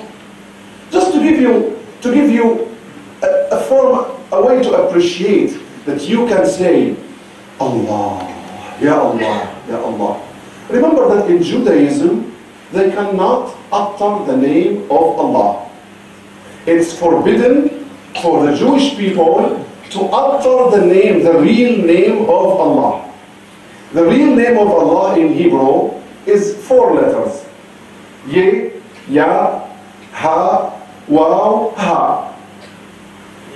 It occurs in the Torah 6,600 plus times. They have some certain number, 6,666 times. It occurs in the Torah. In the Hebrew language, they have a form of vocalization. But when the name of Allah subhanahu wa ta'ala, these 4 letters occur, whenever they occur in the Torah, in Hebrew, they are unvocalized. So there is no harakat on how to pronounce them. How do they pronounce it? They don't pronounce it. Whenever it comes, they pronounce a different name, Adonai. Adonai, which means the Lord. They don't pronounce it. Why? There are various interpretations. One of the interpretations they present is that it's too sacred to be uttered, but in the temple. Too sacred to be uttered. So the letters are there, which are pronounced by others like Yeho or Jehovah or whatever, the same letters from Hebrew, but when they want to pronounce it, they are forbidden from pronouncing it, from uttering it. You see here the beauty of Islam? Allah. Anyone can say Ya Allah, little, old. You don't even need to be in a state of purity to say Ya Allah. You can say, of course, it's perfect adab to always maintain a state of purity in dhikr, but when you want to call upon your Lord, Allah subhanahu wa ta'ala, by His name, this is the name of the essence, this is the single name of Allah, al-Ismul Mufrad, Ismul Dhati al-Aliyya, the name of the sublime essence. You say Allah, you say Ya Allah, and no one bans you from saying it, no one prevents you from saying it. It's a sacred name, but not so that you do not utter it. This is why I say to people, to realize how sacred this name is, how would you dare say Allah, say Alhamdulillah, say Bismillah, recite Al-Fatiha, or do any type of dhikr, recite any part of Al-Quran Al-Kareem, which is the best dhikr, and then say 12 words in your mouth. The same vessel. Would you have a glass or a pot or a jar and use it for water or milk or honey, then urinate in it, and later on pour in it milk and drink it without cleaning it? Would you use the same pot you use for urination to use it for honey and milk and water? How dare you say a swear word by such a mouth that Allah subhanahu wa ta'ala allowed you to utter with it His name, His beautiful names, to recite with it Al-Quran Al-Kareem, His words, pre-eternal, and then use the same vessel from the lips to the chest, the same vessel, utter in it foul words, swear words, lies, backbiting, accusations against others, buhtan, and so on and so on and so on. Imagine the purity of these words. You know that if you write the name Allah subhanahu wa ta'ala, let's say 66 times on a piece of paper and put it in a water, in a jar of water, that water will be blessed and will be source of shifa. You know that if you take a few verses of the Quran, like the 6 verses known as Ayatul Shifa, 6 verses in the Quran in which the word Shifa, cure, occurs, you write them on a piece of paper, you put them in a jar of water, and you drink that water will be source of blessings, source of cure. The water substance will change. And your heart is not changing when you say Allah. How come? Because we do dhikr al-lisan. Because we do dhikr al-lisan, just mere repetition. There's no observation, muraqabah. There's no connection. There's preoccupation of the mind. Dhikr has to be done al-lisan, al-qalb, to start with. However, this doesn't mean that when you do dhikr and you don't find any presence of the heart that you stop. Imam Ibn Ata'Allah secondly warns of this in his hikam aphorism. لا تترك الذكر لعدم حضورك مع الله فيه. Do not abandon dhikr because you do not feel the presence of Allah in your dhikr. Continue. Get the right instructions, get the right state, in order to, when you do dhikr, that your heart is present with Allah subhanahu wa ta'ala. When you do dhikr, the whole being of you is in the mood of dhikr. Because dhikr is ضد الغفلة. Dhikr is opposite to heedlessness in Arabic. This is the linguistical meaning. Then it is used terminologically, istilahan, for the repetition of the names of Allah subhanahu wa ta'ala, or certain verses or certain sentences in a certain number. So originally, dhikr, remembrance, opposite of heedlessness. So when you're repeating just merely by your tongue, and your heart is somewhere else, you're not in a state of remembrance. You're in a state of distraction. You're not with Allah. Allah is with you always. This question is, are you with Him? So when we say Allah, Allah, Allah, Allah, Allah, Allah, Allah, Allah, Allah, Allah, do we feel its impact? There's one beautiful story in the seerah of Rasulullah sallallahu alayhi wa alihi wa sallam, in which he was returning from one battle and slept sallallahu alayhi wa alihi wa sallam with his sahaba around him in a piece of land, and he was sallallahu alayhi wa sallam under a tree, and his sword was hanging on the tree. While he was sleeping sallallahu alayhi wa sallam, a man, a Bedouin, came and took his sword and wanted to kill him sallallahu alayhi wa alihi wa sallam. قال من يمنعك مني? who protects you from me? The Prophet ﷺ said one word, Allah! Allah! One word, one time, and the sword fell from the hand of that Bedouin. The Prophet ﷺ took the sword and said, Man yamna'uka minni? Who protects you from me? Said, no one. Then said, Ashhadu an la ilaha illallah wa ashhadu anna Muhammadan Rasulullah. When Allah is said with this full power, it becomes a hal for you. It takes years of practice. It takes years of self-struggle, mujahada. It takes years of khidmah of salihin. It takes years of company amongst the dhakirin and the righteous. It takes years of ma'rifah and deep knowledge of Allah subhanahu wa ta'ala. It takes years of realization of the station of Tawheed, maqam al-Tawheed. It takes a lot, but always you have to be on the journey. This is why people who travel to Allah subhanahu wa ta'ala are called salikeen. They are salikeen. They are travelers. Is there a road? Yes, there is a way. There is a road. Physical? No. Metaphorical. How come? Where do we bring this tariqah? Tariqah is a way, a road. Where does it come from? I tell you, from the Quran. This metaphor is not something the Sufis invented. It's from the book of Allah subhanahu wa ta'ala. وَفِي سَبِيلِ اللَّهِ. Sabil is a tariq. The word mentioned in Quran Kareem, synonyms. يذكر ويؤنث.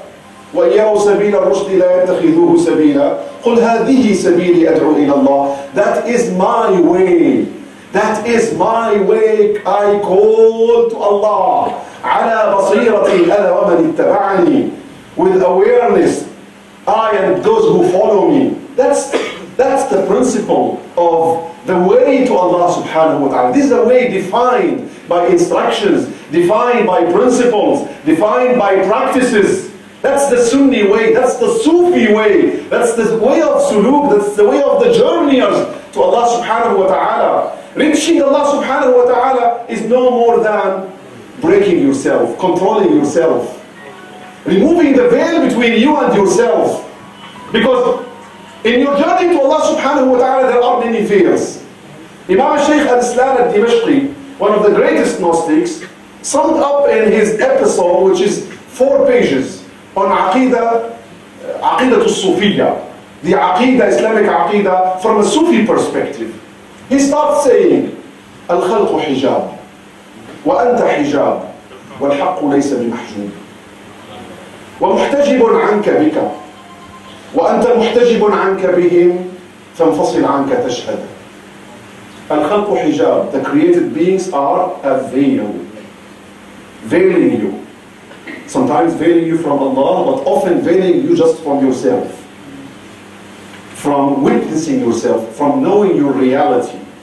Because we have it in a hadith that is attributed to Sayyidina Ali radiallahu ta'ala anhu in the books of hadith, and Shaykh al-Akbar Muhyiddin ibn Arabi proved that it is through kashf, that it is an authentic hadith. And I hope that someone writes a book on the hadith which the Sufis proved through kashf that they are authentic. This is one of them.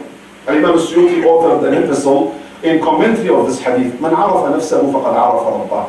Anyone who knows himself will know his Lord. Anyone who knows himself will know his Lord.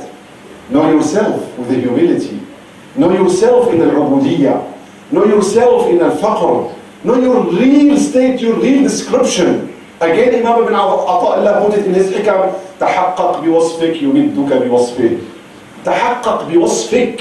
Realize your own attributes, your own reality. Don't make claims alongside Allah subhanahu wa ta'ala. You want sadaqah from Allah, you want Allah to give you. In reality, in fiqh, we don't give sadaqah to people who are wealthy. إنما الصدقات للفقراء والمساكين. Sadaqah is for poor people. You have and you claim and you ask Allah and expect Allah to give you. Allah will tell you, go and do with what you have.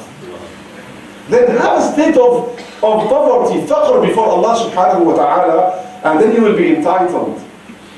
You want to have nasr from Allah subhanahu wa ta'ala, support from Allah while you claim power? Allah will not give you nasr and power if you claim to have it. Allah subhanahu wa ta'ala tells us about the Sahaba radiallahu ta'ala anhum around the Prophet sallallahu alayhi wa sallam, addressing them, وَلَقَدْ نَصَرَكُمُ اللَّهُ بِبَدْرٍ وَأَنْتُمْ أَذِلَّةٌ. Allah gave you triumph in Badr when you were humiliated, when you were weak, having had no claims. Even some of them didn't have swords to fight, they had sticks when they went on the battle. In that state of recognizing their own poverty and their own weakness, Allah granted them the triumph. So when we do dhikr with Allah subhanahu wa ta'ala, do we realize that we travel in order to reach ourselves and see the realities of ourselves, get rid of our wings, get rid of the control of our nafs upon us? وَالنَّفْسُ كَالطِّفْلِ إِن تُهْمِلْهُ شَبَّ عَلَى حُبِّ الرَّضَاعِ وَإِن تَفْطِمْهُ يَنْفَطِمِ. Read that second section of the Burda of Imam Busiri, in which he describes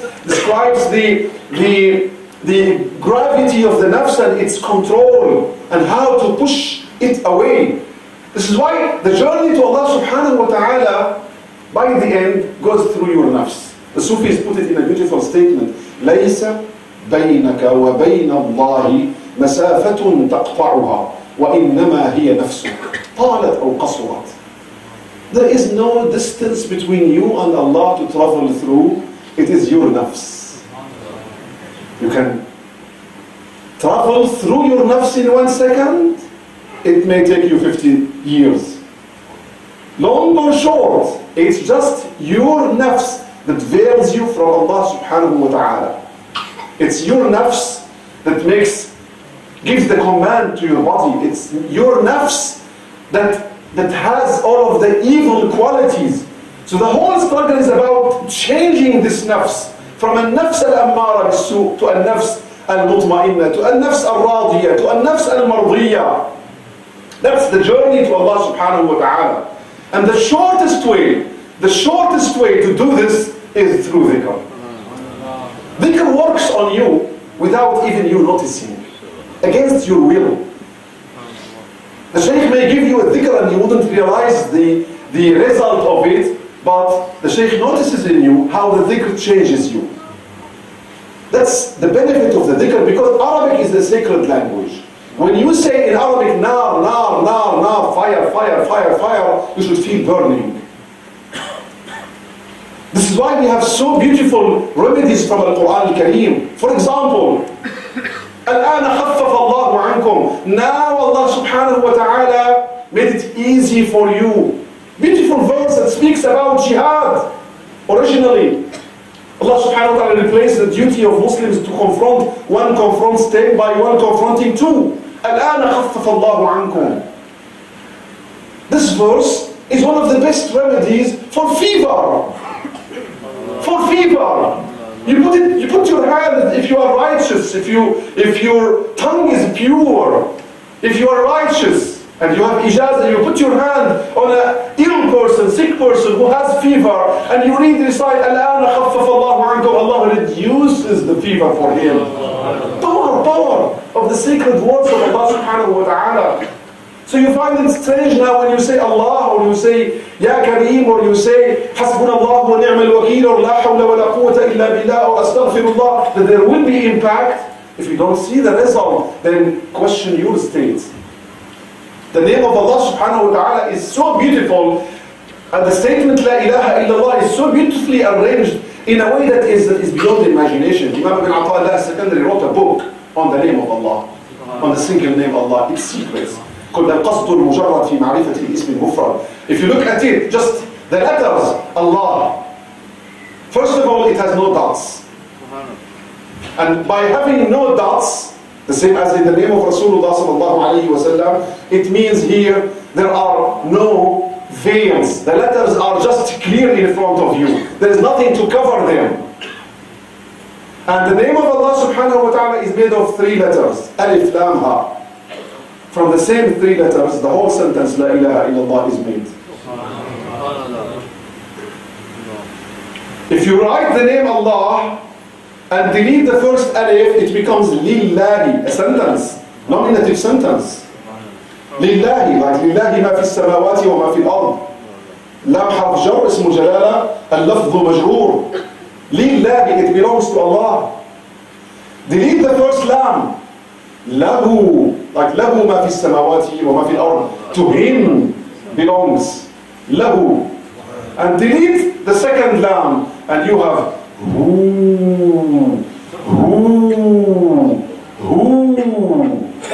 In Hafs, when we recite Ayatul Kursi, we read Allahu la ilaha illa huwa al-hayyul qayyum, right?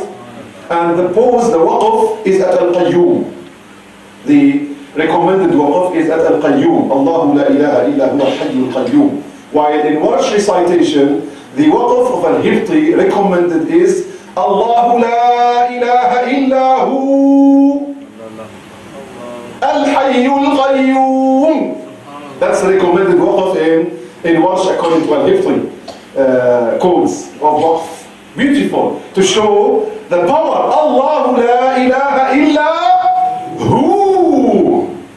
Huwa al-hayyu fad'uhu mukhlisina lahu ad-din. Huwa Allahu alladhi la ilaha illa hu. Hu, which is a name of Allah subhanahu wa ta'ala. Not only a pronoun, it is a name of Allah subhanahu wa ta'ala. That many of the great awliya reached Allah subhanahu wa ta'ala through the dhikr by this name, Hu. So we see now how Allah is arranged in this beautiful way. And then La ilaha illallah comes to be made of the same three letters, no one extra letter and no dot amongst them at all. La ilaha illallah, and the sentence of it, amazingly, is made of 12 letters.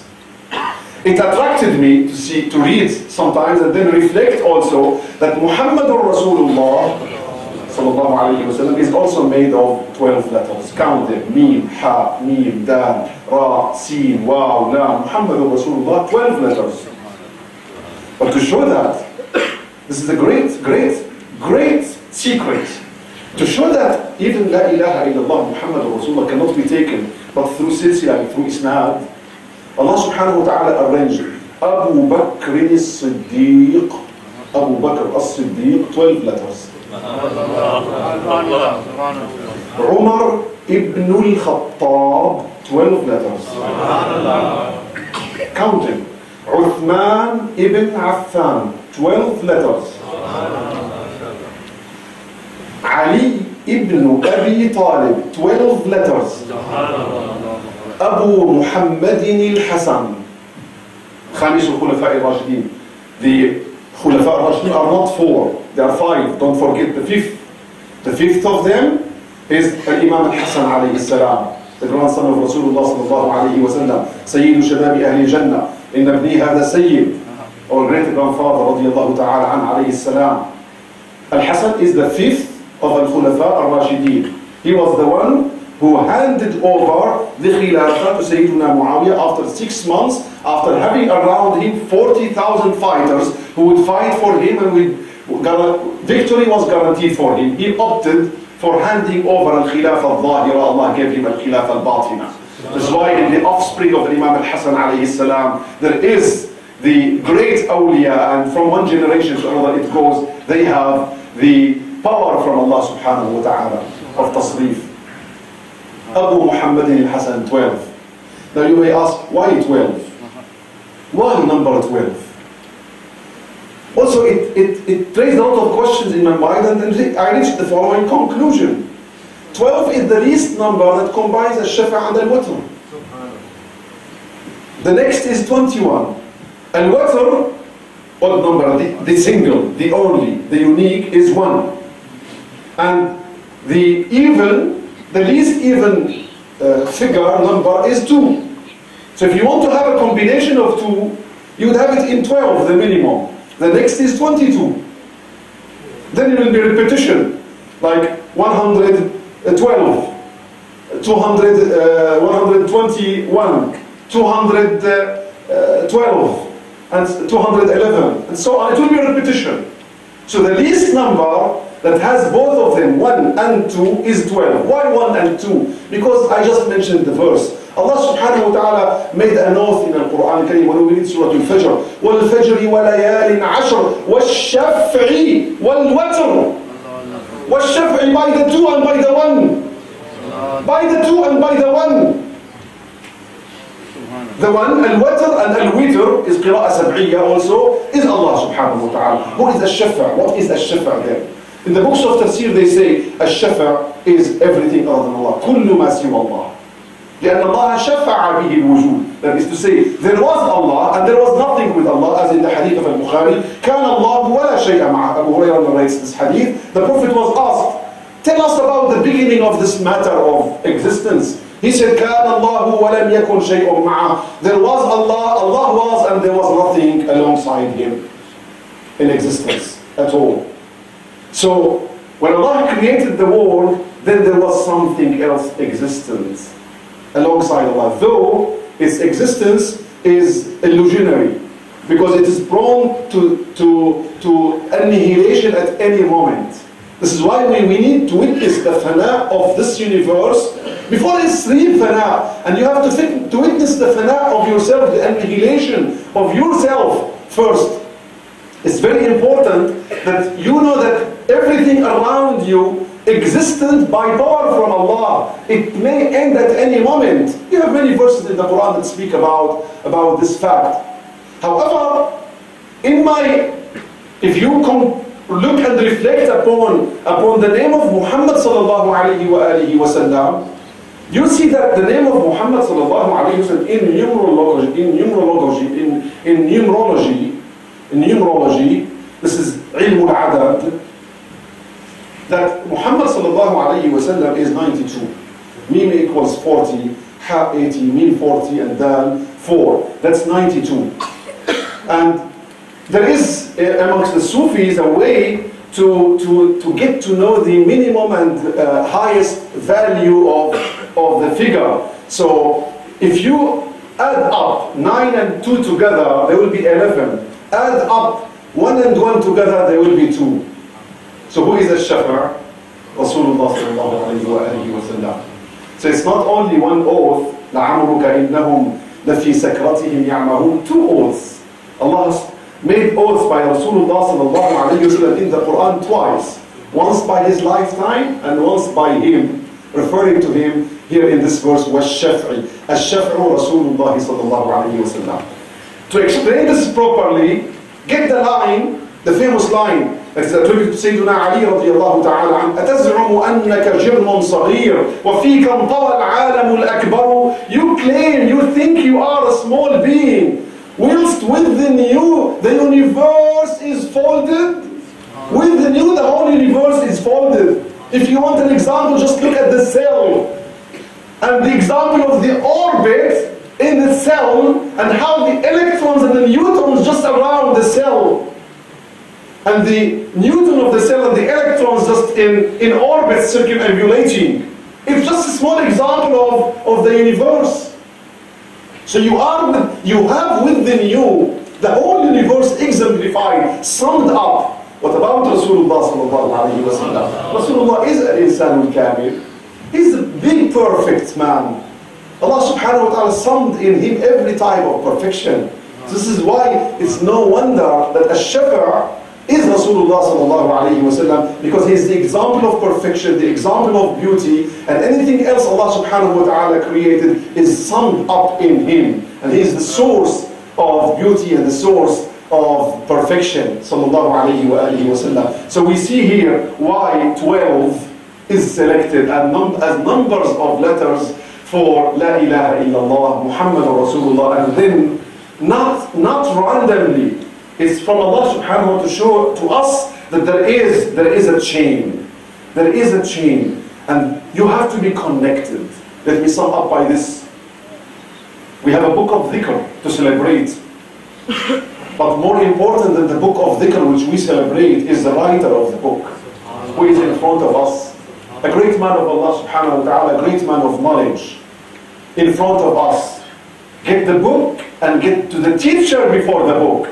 Because in order to understand the book, you won't be able to best benefit from it unless you have the teacher and you sit in front of him in your knees and you practice dhikr in front of him and you listen to him and you learn from his adab and you get to benefit from his state. Because tarbiyah is at various levels. And when you sit even in front of a shaykh and the shaykh is silent,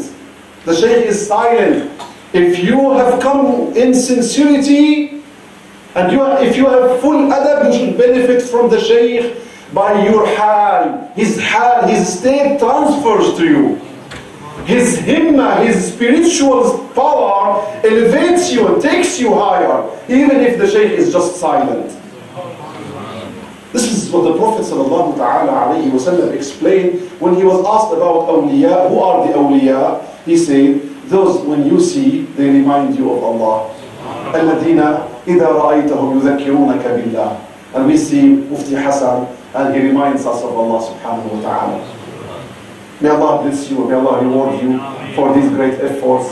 And may Allah bless this book, inshallah, and make it spread and allow people to benefit from it. May Allah allow people in the city and in the UK and outside, in Pakistan and other parts of the world to benefit from the Shaykh and from his book.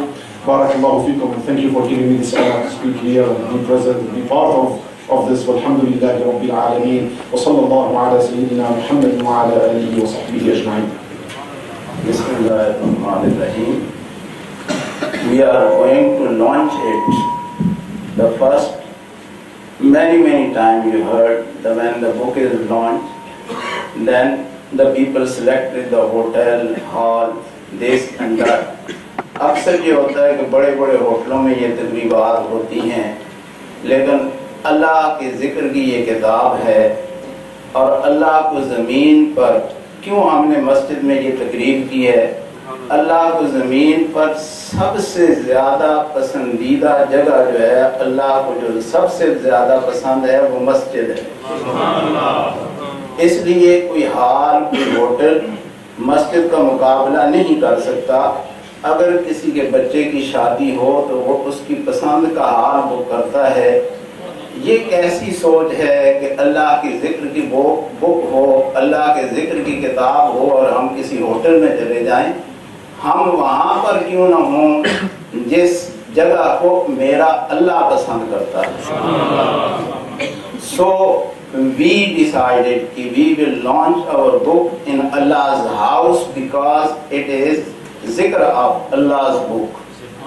So I am going to give this as a gift to our honorable guest, Hazrat Sheikh Muhammad Al-Yaqubi, Damat Barakatumul Aliyah, and Sheikh Abdul Haq Bewley. Both of them, they are the Shazriya Silsila's Shuyukh. अल्लाह इनकी जिंदगियों में, अल्लाह इनकी एक लम्हे में बरकतें अता फरमाए। अल्हम्दुलिल्लाह तनव्वर क़ुलूबुना बिज़ियारतिकुम व इस्तफ़दना मिन कलामिकुम कसीरन व अर्जू मिनकुम अदियतन सालिहा अल-आन व फिल मुस्तक़बिल।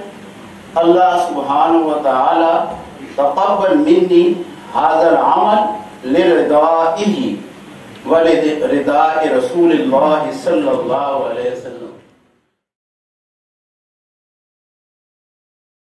We request now dua for all of those brothers, those sisters. They worked hard to bring this book in physical shape. الحمد لله رب العالمين وصلى الله وسلم وبارك على سيدنا ومولانا محمد وعلى آله وصحبه أجمعين.